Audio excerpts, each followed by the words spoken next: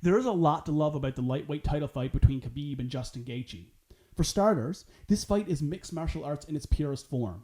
There is no fabricated out-of-the-cage drama to be had here. This fight isn't built around some storyline that's been forced into existence for the sole purpose of promotion. This fight is strictly built on one of the greatest lightweight champions in UFC history having to defend his title against the unequivocal most deserving fighter of the opportunity. And that most deserving fighter, Justin Gaethje, has earned this position from nothing more than beating the absolute best lightweights in the world. It's a refreshing situation to have this kind of order to the lightweight division title picture.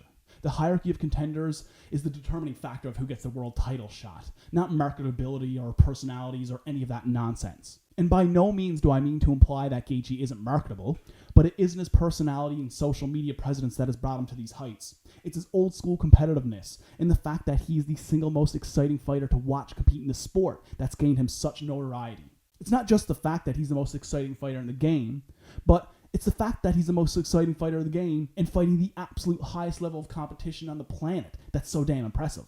I would venture to say that a hell of a lot more impressive than he even gets credit for. From the very beginning of his UFC career, Gaethje has done and said all of the right things. He came into the UFC with a 17-0 record and having been a champion in another organization. His first order of business was to announce to the media that at one point or another, he's going to lose and we will see him get knocked out. It's a reality that he just wanted to give everybody a heads up on.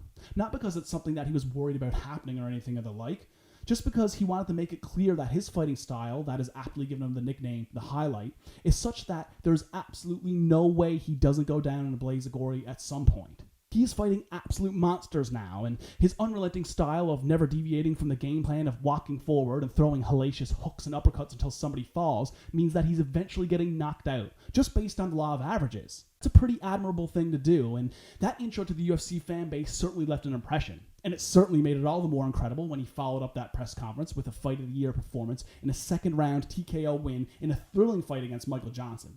Ever since that time, he's been on the rise, flattening elite competition in the first round, and most recently putting on a performance of a lifetime against Tony Ferguson to claim the undisputed title shot he has this weekend. As far as Khabib goes, I'm not sure what I can say about him that hasn't been said 1,000 times already.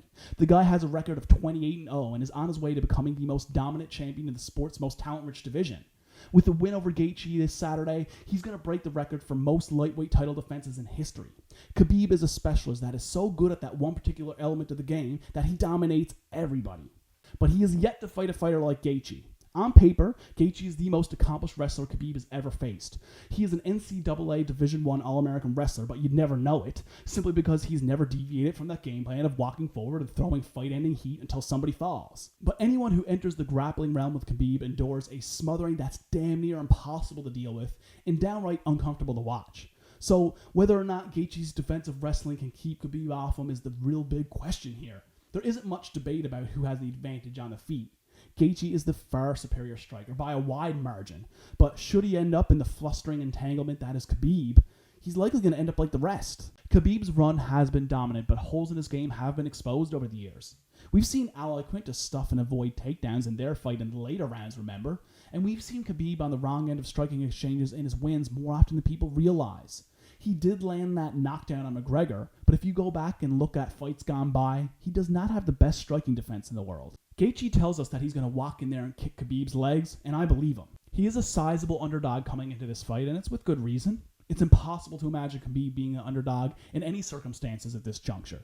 But you also have to remember how overlooked Gaethje was in the fight against Ferguson, and he ended up taking that fight and putting an absolute drubbing on El Kukui.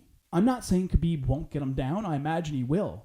I just believe that Gaethje's going to manage to keep the fight upright long enough to find an opportunity that's going to spell the beginning of the end of this fight and Khabib's reign as champion. This Saturday at UFC 254, it's going to be Gaethje's day.